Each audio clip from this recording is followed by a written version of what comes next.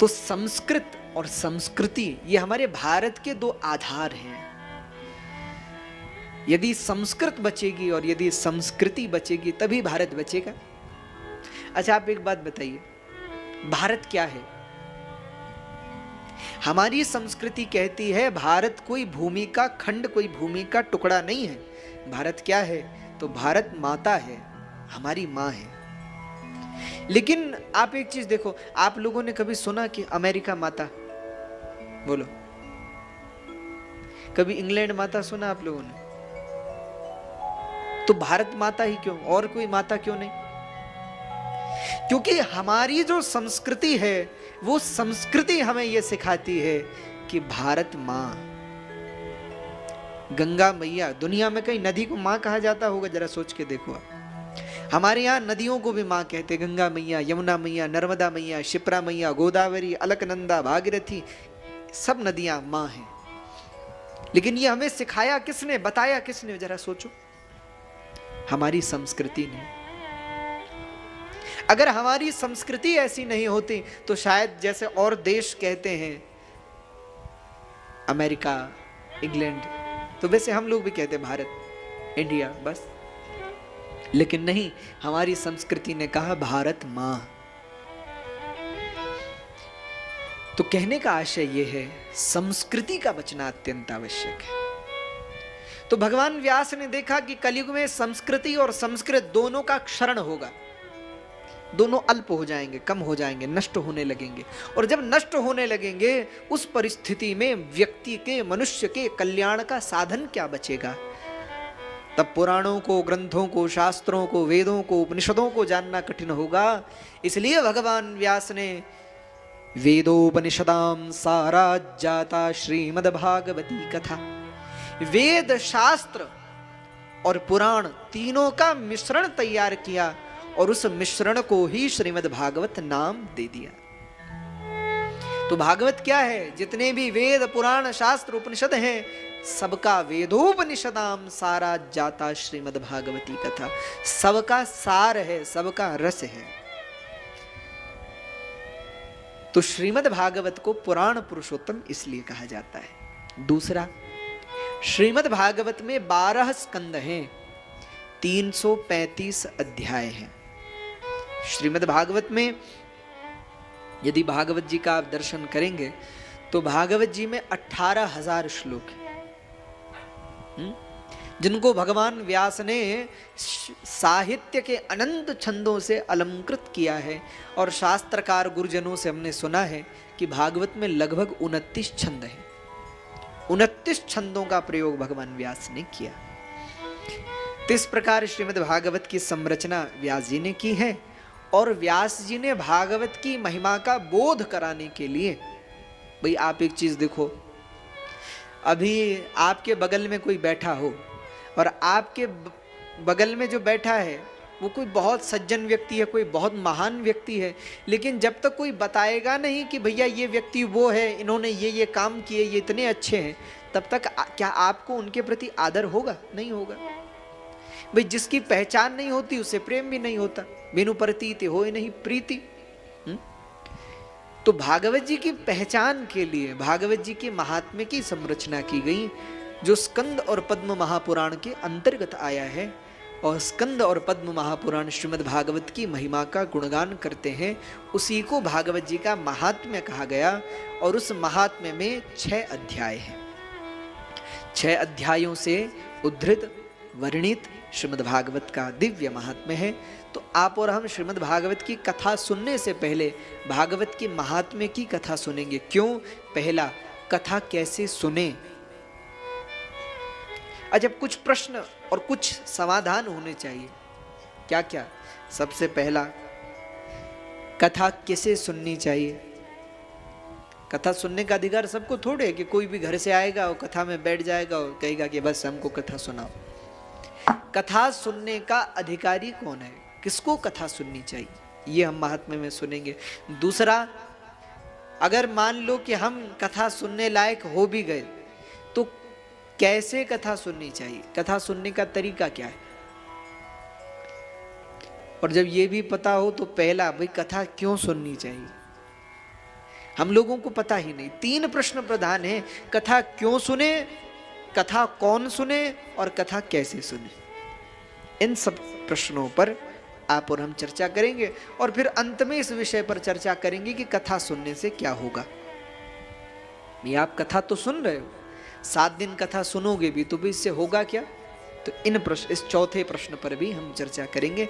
तो सबसे पहला हम भगवान को वंदन करें, भगवान को प्रणाम करें और भगवान के प्रणाम के साथ व्यास जी ने फिर महात्म्य को प्रारंभ किया है। तो महात्म्य के प्रथम श्लोक में भगवान का वंदन है।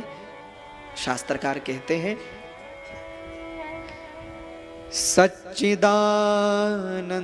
रूपाय विश्वोत्पत्त्यादि हेतवे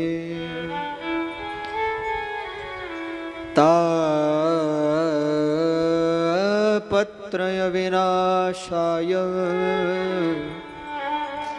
श्री कृष्णाय वयं नुमः।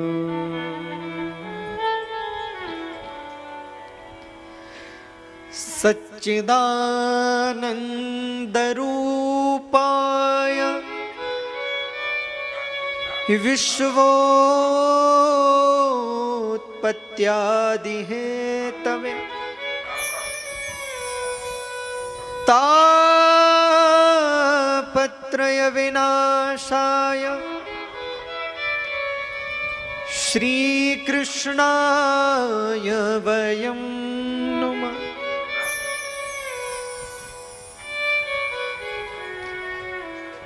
श्री कृष्णाय वयं नुमः। भगवान व्यास कह रहे हैं, सच्चिदानंद रूपाय, परमात्मा के 3 स्वरूप हैं। थोड़ा सा डिले कम करें। सत, चित और आनंद। भगवान सत्य स्वरूप है, भगवान चित स्वरूप है और भगवान आनंद स्वरूप है। भगवान का जो प्रथम स्वरूप शास्त्र ने बताया वो है सत्य। भगवान क्या है? तो सत्य है। और सत्य क्या है? किसे कहते हैं सत्य? उपनिषदों में तो कहा है ब्रह्म के लिए, सत्यम ज्ञानम अनंतम ब्रह्मा, ब्रह्म सत्य स्वरूप है। लेकिन सत्य किसे कहा जाए? सत्य क्या है? तो कहते हैं जो हर अवस्था में एक सा हो वह सत्य है। आपने देखा होगा सत्य कभी बदलता नहीं है, झूठ बदलता है। भाई आपसे कुछ कह दिया, दूसरे से कुछ कह दिया, तीसरे से कुछ कह दिया, लेकिन जो सत्य है वो सत्य है, वो सबके पास एक जैसा है। आप किसी से भी कहो, अब मान लीजिए मुझे कहना यहाँ कथा हो रही है, ये सत्य है, तो मैं किसी से भी कहूँ तो एक ही, अगर सत्य कहना है तो भी कथा यही कहना होगा। तो सत्य कभी बदलता नहीं, सत्य सदा एक सा रहता है। और भगवान भी सदा एक से रहते हैं। आपने देखा होगा हम बच्चे हैं, फिर युवा होते हैं, फिर वृद्ध हो जाते हैं, बुढ़ापा आ जाता है, मर जाते हैं, लेकिन भगवान तो सदा एक से रहते हैं। उनमें कोई अंतर थोड़े होता है, उनका एक जैसा ही स्वरूप है। तो कहने का आशय है परमात्मा जो है वो सत्य स्वरूप है। और जो लोग सत्य बोलते हैं, जो लोग सत्य का अनुसरण करते हैं, जो लोग सत्य की उपासना करते हैं, ऐसे लोगों के जीवन में नित्य भगवान का ही वास होता है। मनुस्मृति में श्री मनु जी कहते हैं क्या बोलना चाहिए? तो सत्यम ब्रूयात्, सत्य बोलो, प्रियम ब्रूयात्, सत्य बोलना चाहिए। और हम लोगों को भी प्रयास करना चाहिए कि जीवन में सच बोलें, क्योंकि धीरे धीरे क्या होता है, हम लोगों को भी झूठ बोलने की आदत लग गई है या नहीं? श्रीमद् देवी भागवत में यदि आप दर्शन करेंगे, अभी कुछ समय पूर्व में आपके ही अल्मोड़ा में हमने कथा की, मैं जीवन में कभी झूठ नहीं बोलूंगा। क्या प्रतिज्ञा ले ली उन्होंने? जीवन में कभी झूठ नहीं बोलूंगा। और जीवन में जब ये प्रतिज्ञा उन्होंने ले ली और जीवन भर सत्य बोला, कोई तपस्या नहीं की, कोई यज्ञ नहीं किया, केवल सत्य बोला, और उस सत्य सत्य बोलते बोलते बोलते बोलते एक दिन ऐसा हो गया कि उनका नाम ही क्या हो गया? सत्यव्रती मुनि उनका नाम पड़ गया। सत्य बोलने वाले। और भगवती की ऐसी कृपा उनके ऊपर हुई सत्य बोलने के कारण कि उनके मुख से भगवती का जो ऐम मंत्र है वो प्रकट हो गया। और जब प्रकट हो गया भगवती का मंत्र तो संपूर्ण वेद शास्त्र के ज्ञाता हो गए भगवती की कृपा से। लेकिन सब ये सब हुआ तो कैसे हुआ? सत्य बोलने के कारण। इसीलिए जीवन में सत्य बोलना चाहिए। जो लोग सत्य की उपासना करते हैं वह जीवन में, आप बहुत गंभीरता से सुनिएगा, सत्य जो बोलते हैं भगवान सदा उनसे प्रसन्न होते हैं। तो सत्य बोलना चाहिए। और जो लोग झूठ बोलते हैं तो अच्छा, कई लोगों की आदत होती है बात बात में झूठ बोलने की।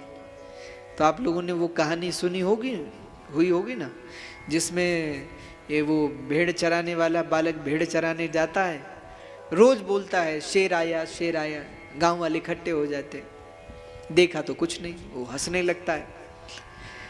लोग फिर चले गए, दूसरे दिन फिर चिल्लाया शेर आया, गांव वाले फिर इकट्ठे हो गए, देखा तो कुछ नहीं।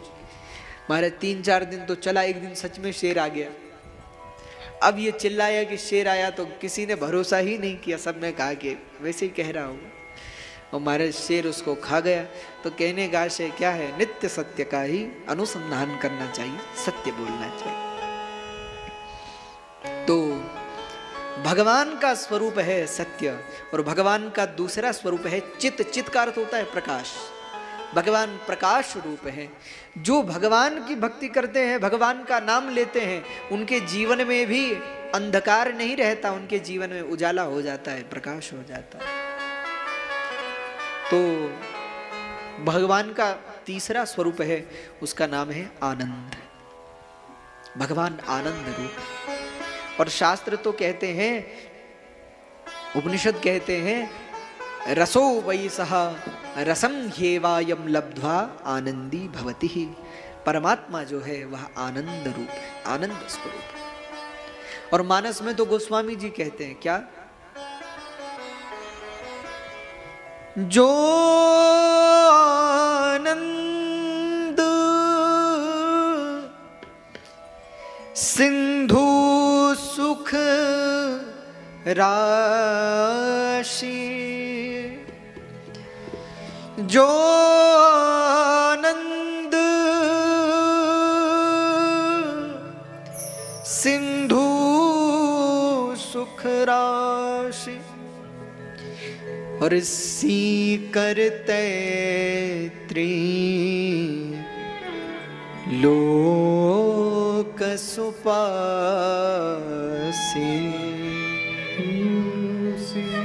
करते त्रिलोक सुपासे।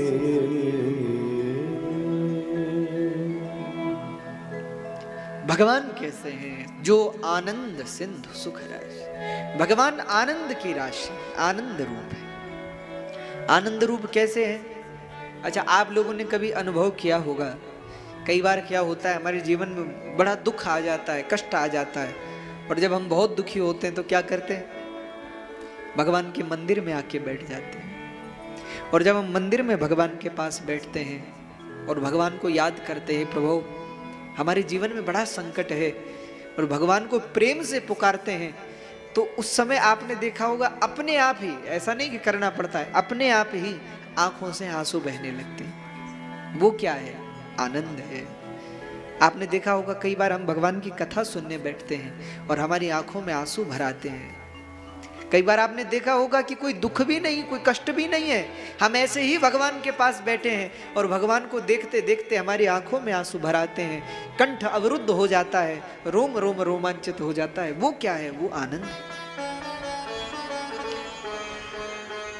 सोच करके लगता है कि भाई हमारी आंख से आंसू क्यों बह रहे हैं? रोने वाली तो कोई बात नहीं, हम तो भगवान को देख रहे हैं। लेकिन अपने आप आंखों से आंसू बहने लगते हैं भगवान को देखकर। भगवान का प्रेम जब हृदय में प्रकट होता है ना, तब हम उस आनंद को अनुभव कर पाते हैं। भगवान में तो आनंद है, पर सबको भगवान में आनंद नहीं आता है। क्यों? अच्छा, कई बार क्या होता है ना, भले लाइट हो पर अगर बल्ब खराब है तो क्या जलेगा? वो बोलो भाई, लाइट है और बल्ब खराब है, अब उसको आप जोड़ो तो उजाला होगा? चाहे उसमें कितनी बिजली डाल दो, क्या वो जलेगा? नहीं जलेगा, बल्ब खराब है। जिस मनुष्य का हृदय खराब होता है उसे भगवान के पास बैठ करके भी आनंद नहीं आता। इसीलिए तो जब आप लोग कथा में आते हो और 1 दिन आए, 2 दिन आए, 3 दिन आए, अब जिनको आनंद नहीं आता वो पूछते, अरे रोज रोज कैसे चले जाते हो वही कथा में?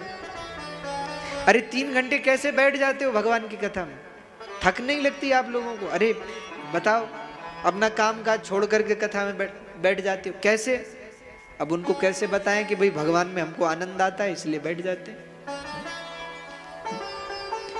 कई लोग मुझसे पूछते हैं जब हम कथा करने जाते हैं बाहर कि महाराज आप इतनी देर एक ऐसे ही बैठे रहते हो, कथा सुनाते हो 3 घंटे, आपको थक नहीं लगती? कई बार ऐसा होता है हम यहाँ से कथा सुनाने के बाद अपने कक्ष में गए और वहाँ भी बहुत सारे मिलने, आनंद आता है। जब भगवान की चर्चा करते हैं तो उसमें आनंद आता है, और जब आनंद आता है तब श्रम नहीं होता, तब थकान थोड़े लगती। वैसे ही आपने देखा होगा जो लोग संसार की बात करने वाले, महाराज 4-4 घंटे बैठ करके कभी इसकी बात कभी उसकी बात करते हैं, क्या उनको थक लगती है? उनको उसमें आनंद आता है, बताओ। लेकिन वो जो है उसमें आनंद नहीं, उसमें तो सुख है। किसी की बात करने से सुख तो विश्वोत्पत्त्यादि हेतवे, विश्व की उत्पत्ति, पालन और संहार, संसार को बनाते हैं, चलाते हैं और अंत में मिटा देते हैं। किसी ने कहा कि भगवान क्या कर सकते हैं, तो तापत्रय विनाशायः, त्रितापों को भगवान नष्ट कर सकते हैं। ऐसे श्री कृष्णाय वयम नमः, भगवान श्री कृष्ण को आप और हम सब प्रणाम करते हैं। तो भगवान को प्रणाम किया। दूसरे श्लोक में शुकदेव जी को प्रणाम किया। यम प्रव्रजन्तमनुपेतमपेत कृत्यम द्वैपायनो विरह कातर आजुहाव, पुत्रेति तन्मयतया तरवोऽभिनेदु,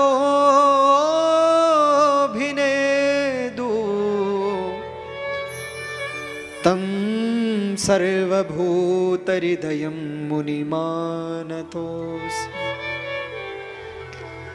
दूसरे श्लोक में शुकदेव जी को प्रणाम किया।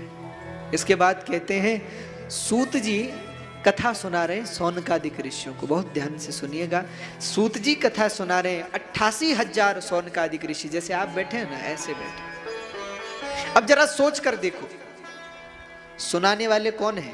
सूत जी। और सुनने वाले कौन है? सौनकादिक ऋषि। और सौनकादिक ऋषि कितने हैं? 88,000। अब जरा सोचिएगा, एक व्यक्ति के अगर 5-10 शिष्य भी होंगे तो कितने हो गए? लाखों की संख्या में ऋषि मुनि बैठ करके भगवान की कथा सुन रहे। हाँ, और सूत जी सबको कथा सुना रहे, कथा का दान कर रहे। कहते हैं तभी नई विषय सूतमासीनम अभिवाद्य महामतिम कथा मृतरसास्वादः कुशलः सौनको ब्रवीत। सौनक जी महाराज जो कथा सुनने में बड़े निपुण हैं, जिनको पता है कि वक्ता से क्या प्रश्न करना है। देखो, प्रश्न करना सबको नहीं आता है, प्रश्न कैसे किया जाता है। प्रश्न करना भी एक तरीका है जो सबको नहीं पता। कैसे करें प्रश्न, जरा सोचिएगा गंभीर से। हम लोग गुरुजनों के पास तो बैठते हैं, संतों के पास तो बैठते हैं, लेकिन हमको पता ही नहीं है कि पूछना क्या है। आप किसी संत के पास बैठे हो तो क्या पूछना चाहिए संतों से? अरे संतों के पास बैठे हो तो उनसे भगवान के विषय में पूछो, उनसे अपने कल्याण के विषय में पूछो। लेकिन हम क्या करते हैं? हम जब संतों के पास बैठते हैं तो वहां भी अपना रोना गाना शुरू कर देते हैं। हाँ? कोई बहुत अच्छे महात्मा है, उनके पास बैठ गए, महात्मा जी ने कहा भाई बताओ क्या पूछना चाहते हो। और हमने क्या पूछा, अभी कुछ वर्ष पूर्व की घटना है। एक जगह हम कथा में थे, तो ऐसे ही शाम के समय हम बैठे थे तो सब लोग मिलने के लिए आए हुए थे गांव से। गांव में ही कहीं कथा थी, तो किसी ने कहा कि वहीं बैठे थे, बोले कुछ पूछना है किसी को महाराज जी से, तो पूछो। तो एक बेचारी वृद्ध सी माता जी थी, बिल्कुल बूढ़ी माता जी। तो उस माता जी ने कहा महाराज मुझे पूछना है, मुझे पूछना है। तो हमने कहा भाई क्या पूछना है बताओ आप। तो माता जी बोले महाराज मुझे ये पूछना है कि हमारी गाय जो है वो दूध नहीं दे रही है, हम क्या करें। ले अरे भैया गाय दूध नहीं दे रही तो हम क्या करें उसमें, बोलो। प्रश्न करना भी तो आना चाहिए, क्या पूछना है। अरे प्रश्न करना है तो परीक्षित की तरह प्रश्न करो। परीक्षित जी ने कहा महाराज मेरा कल्याण कैसे होगा ये बताइए।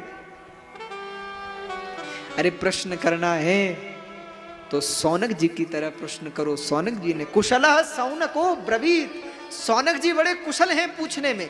इसलिए आप देखो 88,000 ऋषि हैं, किसी ने नहीं पूछा, सबने कहा सौनक जी आप पूछो। क्यों? क्योंकि आपको पूछना आता है। पूछना क्या है? तो सौनक जी ने पूछा। क्या पूछा? सौनक जी हाथ जोड़कर कहते हैं हे सूत जी, अज्ञान ध्वंत विध्वंस कोटि सूर्य समप्रभा सूताख्या ही कथा सारम मम कर